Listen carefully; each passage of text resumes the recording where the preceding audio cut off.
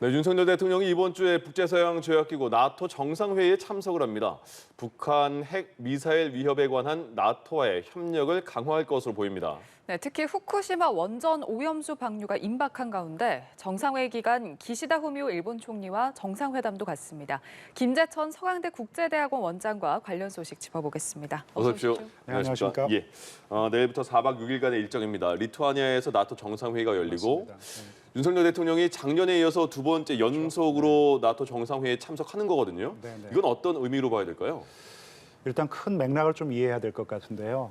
1980년대 후반, 90년대 초반 냉전이 미소간의 냉전이 끝났잖아요. 그리고 형성된 국제 질서를 자유주의 국제 질서라고 합니다. 그러니까 자유와 민주가 보장되고 인권과 법치가 보장되고 존중받는 그런 질서. 그리고 열린 시장 경제가 존중을 받는 보장받는 그런 질서를 자유주의 국제 질서라고 하는데 그런 자유주의 국제 질서가 지금 도전받고 있다라는 것이죠. 예. 그런 자유주의 국제 질서가 불편해서 조금 바꿔보자라는 국가를 국제 정치학에서는 수정주의 국가라고 합니다. 러시아가 대표적인 경우죠. 네. 그런 게 마음에 안 들어가지고 우크라이나 전쟁을 일으킨 거거든요.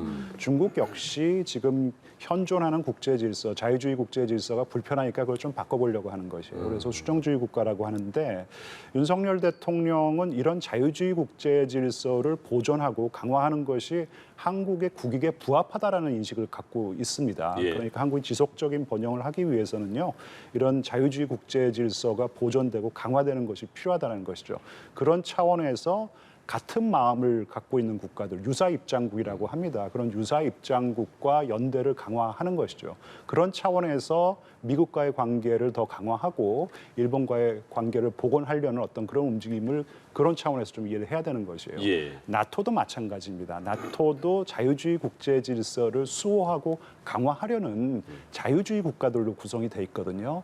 그래서 그런 국가들과 연대를 강화하는 것이 결국은 자유주의 국제 질서를 지키는데 한국이 앞장서는 것이라고 믿고 있거든요. 그래서 작년뿐 아니라 금년에도 나토 정상회담에 2년 연속으로 참여하는 것이라고 생각합니다. 물론 이제 나토 정상 국가 역시도 나토 국가 역시도 한국이 중요한 이 마음이 맞는 국가들, 영어로 이제 like-minded country라 그러는데요.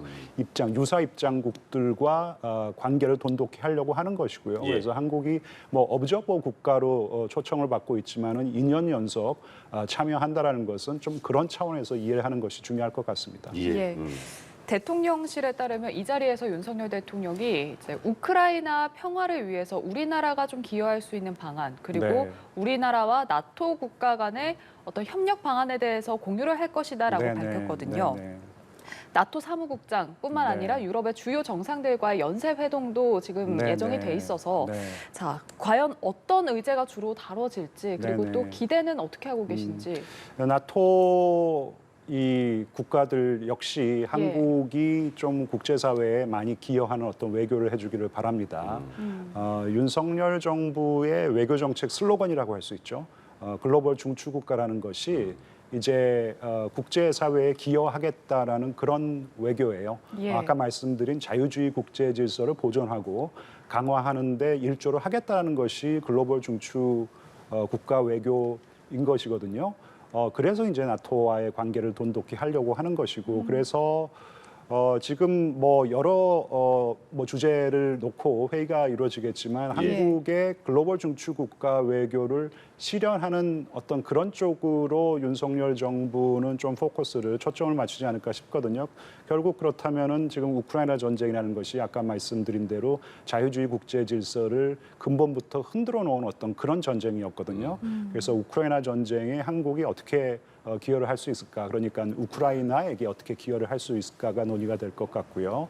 그 다음에 지금 글로벌 공급망이 교란되고 있는 것도 어떻게 보면은 수종주의 국가들이 지금 이기적인 정책을 취하기 때문에 그런 일이 발생하고 있는데 공급망 협력 강화라든지 신기술에 있어서 협력 강화 등 어떻게 보면 여태까지 한국의 외교라는 것이 그 한반도에만 집중이 되어 있었고 동북아에 국한되어 있었다면 이제는 한반도에서 조금 눈을 돌려서 동북아에서 조금 눈을 돌려서 국제 문제에 기여하는 외교 그런 외교의 장이 이제 나토 정상들과 같이 하는 그런 정상 회의가 된다라는 것이죠. 예. 글로벌 책임 외교와 관련해서 지금 현재 나토가 아시아 태평양 확장을 꾀하고 있는 상황에서 네네네. 이제 북한의 핵 미사일 위협이 계속되고 있는 상황입니다. 네네네. 그렇기 때문에 나토와의 협력이 조금 더 중요해지지 않았을까? 네. 이것도 글로벌 책임 외교 차원에서 좀 해석을 해주신다면. 맞습니다. 글로벌 책임 외교라는 것이요. 예. 결국은 글로벌 중추국가 외교인 것이고요. 그 일환으로 사실 윤석열 정부가 작년 12월에 인도태평양 전략을 선보였습니다. 예. 그러니까 말씀드린 대로 한반도와 동북아에만 집중이 되었던 한국의 외교 역량을 이제는 조금 한반도 밖으로 그리고 동북아 밖으로 눈을 돌려서 특히 지금 가장 중요한 지역으로 떠오르고 있는 인도태평양에 한국의 외교력을 투여하겠다라는 것이거든요. 근데 지금 나토 동맹국들 역시 어떻게 보면 한국은 중요한 인도태평양 역내 국가예요. 하지만 나토 동맹 국가들, 유럽 국가들은 역외에 있는 국가들입니다. 하지만 이 인도태평양이 굉장히 중요한 지역이라는 세계에서 가장 중요한 지역이라는 인식을 가지고 있기 때문에 지금 예. 인도태평양 다들 인도태평양 전략을 구비했어요. 예. 그리고 인도태평양 지역의 관여를 다양한 관여를 강화하고 있는 것이거든요. 그래서 한국과 협력할 수 있는 접점이 굉장히 많다고 생각했다 하는 것이죠. 그래서 당연히 인도태평양 지역에서 나토 동맹국들과 한국이 협력할 수 있는 방안에 대한 논의가 이루어질 것 같고요. 그와 더불어서 지금 북한 문제라는 것은 북한의 핵미사일 위협이라는 것은 사실 한반도 동북아에만 국한된 문제가 아니고 전 세계에 위협을 끼치는 그런 중차대한 문제란 말이죠. 예. 어떻게 보면 인도태평양의 안보를 위협하는 그런 사안이기도 합니다. 예. 이렇게 날로 급증해가는 북한의 핵미사일 위협 그리고 그 불법성을 어떻게 보면 나토가 세계 최강의 군사동맹이라고 할 수 있는데 이런 군사동맹국과 협력해서 전 세계에 그런 어떤 위중함을 알리고 그다음에 이러한 문제들을 해결함에 있어서 나토 동맹과 한국이 협력하겠다 이러한 메시지를 강력하게 좀 천명하지 않을까. 그러니까 뭐 인도태평양 지역에서의 협력, 그다음에 책임 외교 구현도 있지만 북한 핵 미사일 위협의 중요성도 이번 정상회담에서 부각될 것으로 예상하고 있습니다. 예. 이번에도 그 4박 6일간의 일정이 굉장히 빡빡하게 짜여져 있는 것 같더라고요. 근데 그 중에서 관심이 우리에게 특별히 또 있는 부분이 한일 정상회담 아니겠습니까? 네. 당연히 기시다 총리와 만나서 네. 후쿠시마 원전 오염수 방류 문제 당연히 얘기 나올 거고요. 거기에 대한 또 수산물 수입에 대한 문제, 거기에 대한 전반적인 대통령의 생각이 이제 기시다 총리에게 전달이 되고 네. 또 전 세계에 이제 의지가 드러나는 거잖아요. 네. 어떤 내용이 나올 거라고 예측할 수 있을까요? 일단 뭐 나토 정상회담을 기회로 윤석열 대통령이 뭐 여러 양자 정상회담을 사이드라인에서 개최할 것 같습니다. 예.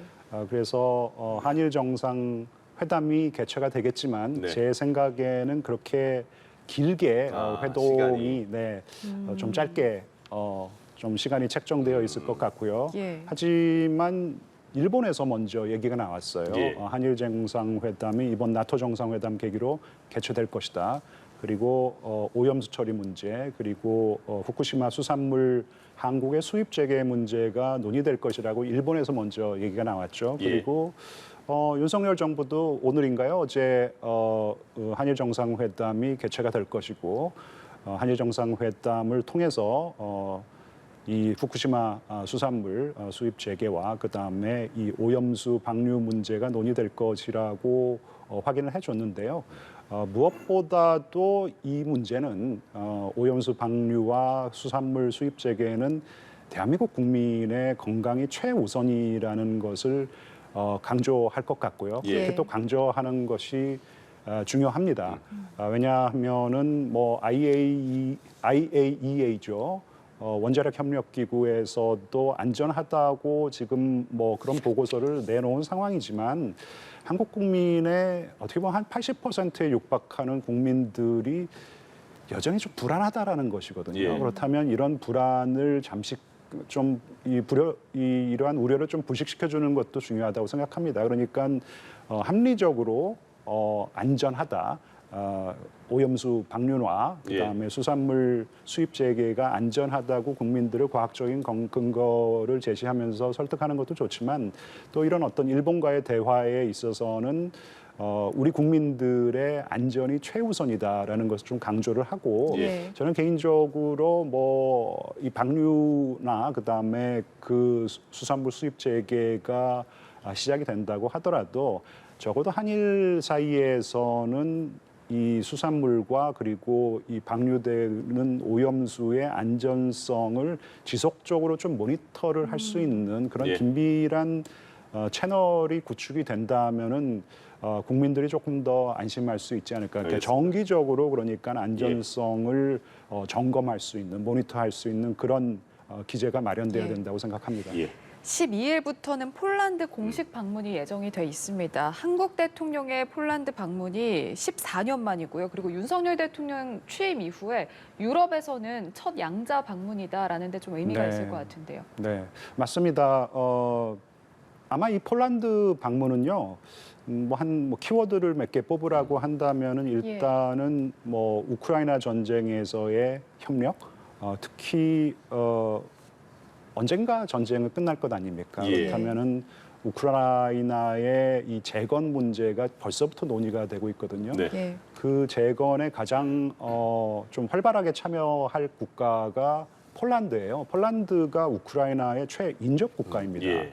그래서 폴란드는 늘 좀 안보 위기를 느끼고 살아왔던 어떤 그런 나라인데 한국과 네. 비슷하게 강대국에 둘러싸여 있기 때문에 그런데 이번에 우크라이나 전쟁이 터지면서 그러한 안보 우려가 훨씬 더 커진 상황이죠. 예. 그래서 우크라이나 전쟁에 가장 좀 기여를 많이 하고 있는 국가, 뭐 난민도 우크라이나 난민을 가장 많이 수용하고 있지 않습니까? 그리고 군사적인 지원과 경제적인 지원을 아끼고 있지 않은데 우크라이나 재건에도 하여튼 큰 역할을 하면서 참여할 것으로 알려져 있는데 예. 한국 역시 이러한 재건에 참여하겠다라는 의사를 표명했습니다. 네. 그러니까 살상 무기 지원도 우크라이나전을 돕는 것이지만은 우크라이나의 복원, 복귀, 재건을 돕는 것 또한 한국이 잘할 수 있는 거. 한국이 이런 거 정말 그렇죠. 잘합니다. 예. 그래서 폴란드와 함께 우크라이나 재건할 수 있는 방안에 대해서 정부끼리의 어떤 재건 방안도 있겠지만 한국의 기업도 참여할 수 있는 기회가 있을 것이고 그렇다면은 이런 기업들에게는 또 기회가 될 수 있는 것이거든요. 예. 그래서 어떻게 보면은 좀 경제 협력으로도 좀 이어질 수가 있을 것 같고요. 그리고 방산 협력입니다. 말씀드렸듯이 폴란드는 지금 우크라이나 전쟁 이후에 자국의 국방력 강화를 위해서 많은 조치를 취하고 있는데 그 중에 하나가 좀 신형 무기를 많이 구입해 두는 것이에요. 예. 한국이 무기 잘 만들잖아요. 좀 네. 무기 잘 만들고 좀 뭐 돈을 번다라는 게 좀 그렇지만 사실입니다. 무기 예. 굉장히 잘 만들어요. 그래서 아마 작년인가 그 한국의 K9 자주포 대거 폴란드가 구매를 하는 그런 방산 계약을 체결했고 예. 그다음에 다연장 로켓포일 거예요. 아마 천무라는 이름을 가지고 있는 다연장 로켓포 역시 대량 구매를 한 방산 계약을 체결했거든요. 예. 그런 그러니까 그런 무기를 만들어내는 그 한화의 제 이름이 잘 기억이 안 나는 디펜스 뭐 그 한화 기업이 있습니다. 예. 그런 기업의 관계자들도 이번에 폴란드 방문에 자리를 함께 하는 것 같고요. 그다음에 이제 경제 협력 말씀을 드렸으니까 이 LG 에너지 솔루션이라는 회사가 아마 2016년에 폴란드에 대규모의 배터리 공장을 지었습니다. 예. 그래서 후속 조치 등등 배터리 협력이라는 것이 지금 뭐 경제 안보에서 굉장히 중요한 이슈거든요. 예. 그래서 후속 사업에 대해서 논의를 하기 위해서 LG 에너지 솔루션의 관계자들도 이번 방문에 동참을 하는 것 같고, 알겠습니다. 그래서 뭐 경제 협력 예. 대통령이 늘 말씀하셨잖아요. 나는 대한민국의 네. 1호 영업 사원이다. 예. 뭐 그런 알겠습니다. 차원에서도 좀 이해를 하는 것이 중요할 것 같습니다.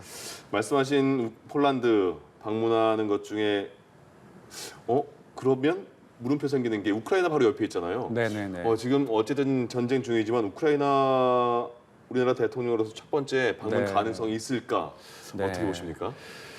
글쎄 뭐 방문을 한다면은 굉장히 강력한 메시지를 보내는 것이겠죠. 예. 그 말씀드렸듯이 이 흔들리고 있는 자유주의 국제 질서를 지킴에 있어서 한국이 정말 큰 역할을 하겠다라는 그런 큰 메시지를 던질 수도 있고, 그 다음에 우크라이나 전쟁에서 지금 우크라이나를 응원한다라는 그런 메시지를 우크라이나 국민들, 젤렌스키 대통령에게도 보낼 수가 있는데, 예.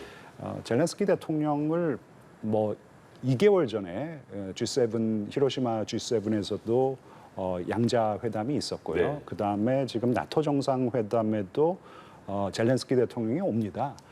또 만날 기회가 있을 거예요. 그 다음에 지금 사실 이번 나토 정상회담에서 윤석열 정부가 좀 뭐 중요한 정책 목표로 상정하고 있는 것 중에 하나가 부산 엑스포 한국 개최를 홍보하는 것도 중요하거든요. 예. 굉장히 일정이 지금 바빠요. 빡빡한 일정이고, 그 다음에 그 리투아니아 빌뉴스죠. 그 수도에서 정상회의가 열리는 그 수도에서 한 뭐 적어도 5번 이상의 양자 정상회담을 개최하고 하기 때문에 예. 우크라이나를 방문하기에는 일단 물리적으로 시간이 좀 부족하고, 빡빡하다. 예. 예. 그 다음에 그 파장이라는 것, 지금 러시아와 중국과 뭐 완전히 척을 질 필요는 없는 것이거든요. 네. 그런 고려도 좀 반영된 결정이 아닐까 생각합니다. 알겠습니다.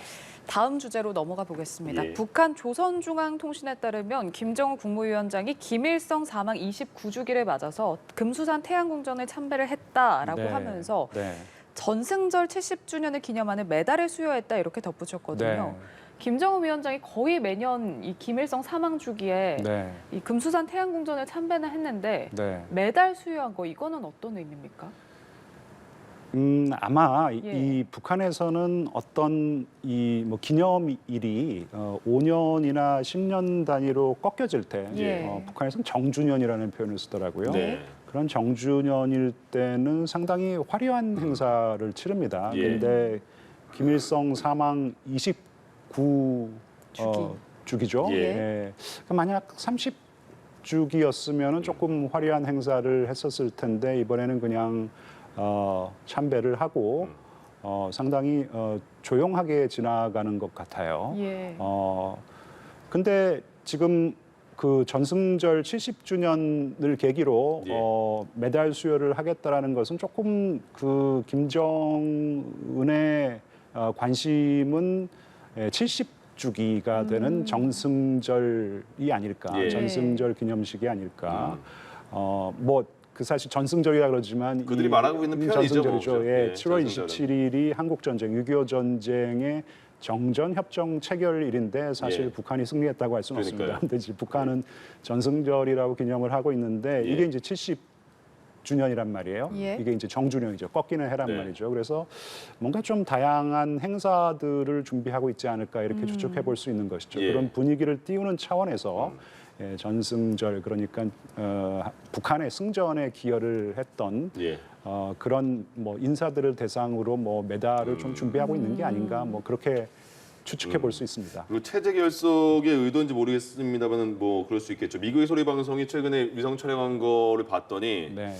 열병식 준비하고 있는 것 같더라 이렇게 발표를 했거든요. 네. 근데 또 전승절 70주년이고 열병식 최근에는 그렇게 큰 행사는 보지 못했고 네.